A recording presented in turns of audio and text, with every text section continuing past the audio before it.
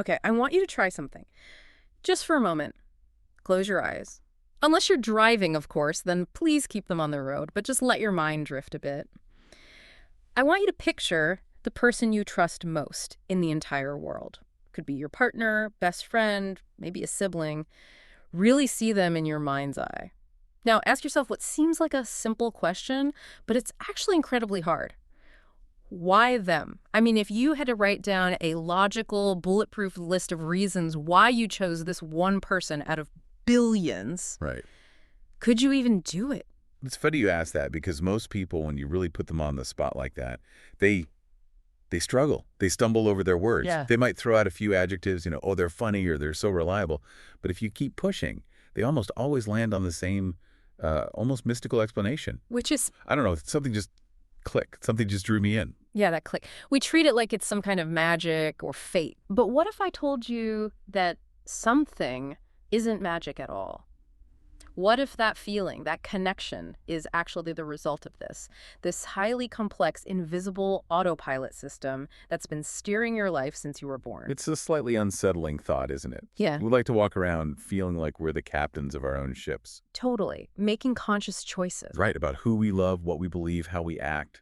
But the reality is, there's a hidden pilot in the cockpit with us. And look, this isn't just us speculating. We're about to dive into some pretty heavy psychological territory today, touching on ideas that, they go all the way back to Sigmund Freud. Oh, yeah. He famously suggested that a staggering 90% of our behaviors and decisions come from the unconscious mind. 90%. That number is just, it's wild. It means the voice in your head that's listening to this right now is really just the tip of the iceberg. Exactly. And the rest of it.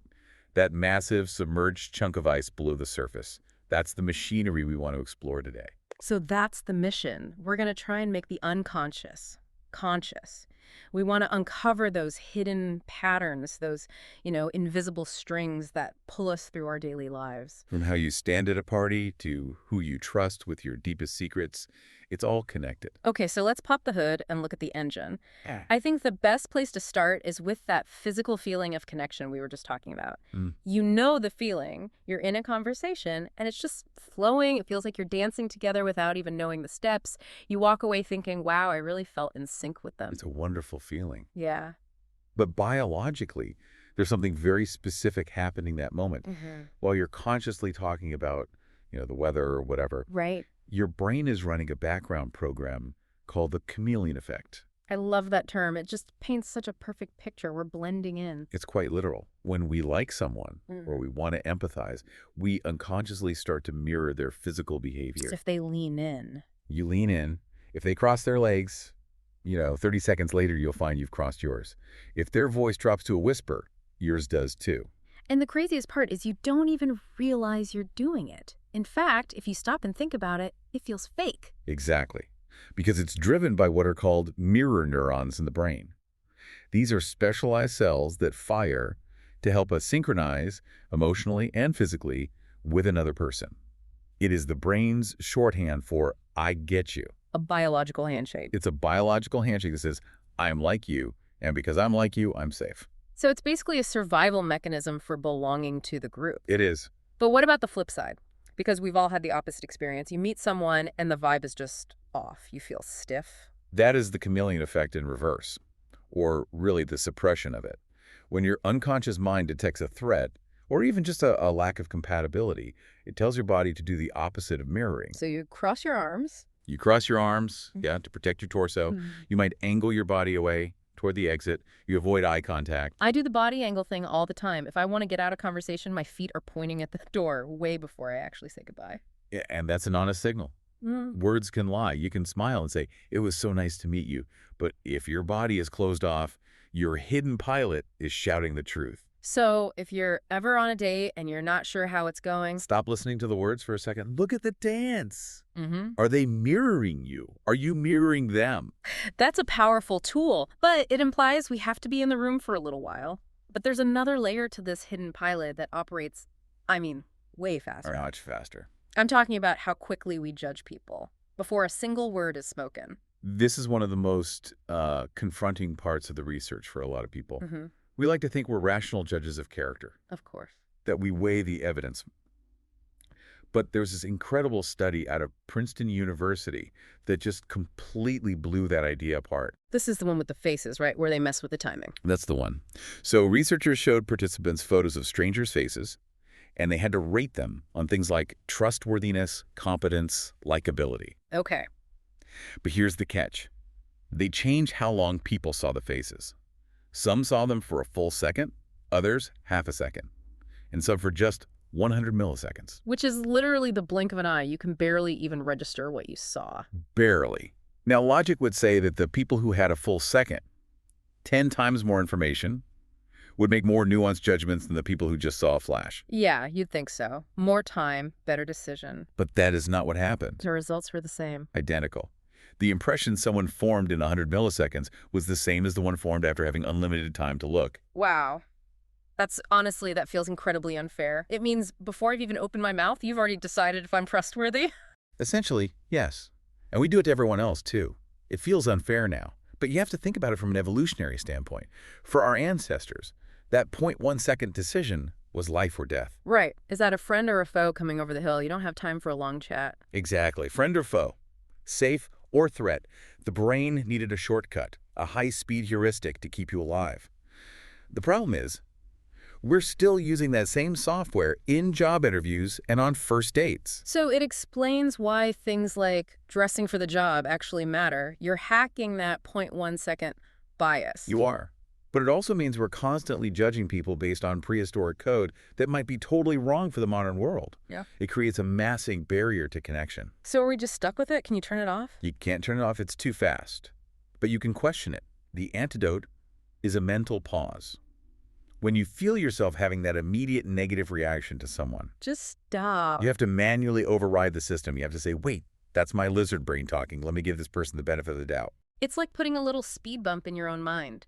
Slowing down so you can actually see what's there. That's a perfect way to put it. Okay, so I've got the chameleon effect for connection and the blink judgment for filtering. But the unconscious isn't just about people, it's about how we see, well, reality itself. Which brings us to the storyteller. Or the technical term is apophenia. It's a beautiful word for the brain's relentless addiction to finding patterns. We are pattern-seeking machines. We cannot stand randomness. This is why we see faces in the clouds, right? Or if I'm thinking about buying a red car, suddenly I see red cars everywhere. That's it, exactly. Or why you might see 11.11 on the clock and think, ooh, that's a sign. The brain is terrified of chaos. It needs a narrative. It wants cause and effect. Which is great for survival. Touch hot stove, get pain. Simple pattern. But this mechanism, it goes into overdrive. It starts connecting dots that have no business being connected. Think about superstitions. A player wears the same socks for a big game and wins. And suddenly the dirty socks are the reason for the victory. Exactly. It's illogical, but the unconscious mind loves it. It creates a sense of control. And this leads right into the darker side of pattern seeking. Confirmation bias. The ultimate argument killer. It's the ultimate reality shield. Once your brain establishes a pattern, say my political party is good, or this type of person is untrustworthy, it will actively reject any new information that contradicts that pattern. It doesn't just ignore it, it fights it. It fights it. It says, nope, that doesn't fit the story. This is why you can almost never win an argument on social media. You aren't arguing with a person, you're arguing with their pattern matching algorithm. So what's the solution? Curiosity is the only thing that can dismantle the storyteller. Instead of reacting with defensiveness, you have to genuinely ask, why do they see a different pattern? What's their story? Which requires being willing to admit your own pattern might be incomplete. Which is a perfect segue to how we see ourselves. Because just as we see patterns in the world, we see them in our own abilities. Right. And often, those patterns are completely wrong. We're talking about the Dunning-Kruger effect here, which gets thrown around as a joke, you know? Stupid people who don't know they're stupid. Right. But it's so much more nuanced than that. It's not about intelligence. It's about metacognition. The ability to think about your own thinking. And the learning curve for any new skill has a very specific shape. A very specific and very emotional shape. Oh, I have definitely lived this. I remember when I bought my first, fancy camera a few years back. I watched maybe 2 YouTube videos on aperture and shutter speed, and I swear for about a week I was walking around thinking you were the next Ansel Adams. I was the next Annie Leibovitz. Absolutely. I was so confident. That is the peak of what some call Mount stupid. Yeah. When you know very little, you don't know enough to see what you're doing wrong. Your unconscious gives you this ego shield to protect you from feeling inadequate. But then comes the crash. The valley of despair. The crash is inevitable. As you start to really learn, you realize how much you don't know. Your confidence plummets. But, and this is the important part, the dip is actually a good sign. Because it means the ego shield is down. Precisely. It means you've gained enough knowledge to recognize your own limitations. True mastery begins with that humility. The expert knows exactly where their blind spots are. The novice thinks they don't have any. So feeling like an imposter is actually a sign that you're moving in the right direction. Yeah. That's really comforting. It is. It's the brain moving from unconscious incompetence to conscious competence. I want to shift gears to what I think is the deepest and maybe the most emotional part of all this. Let's talk about the unconscious forces that shape our relationships. This is where we meet the ghosts of the past. This is where Freud's 90% really starts to feel, well, very real. We're talking about modeling. Like it or not, a huge part of who we are is a copy-paste of our parents or primary caregivers. That is a tough pill to swallow for a lot of us. Right. We want to be our own unique person. And we are, of course, but the foundation, the operating system, that gets downloaded in childhood. Their tones of voice, their habits, how they argue, it all gets imprinted on us. And here's the trap. The brain equates familiarity with safety. Even if the familiar thing is objectively bad for you. Especially then, the unconscious mind doesn't judge good or bad. It judges known versus unknown.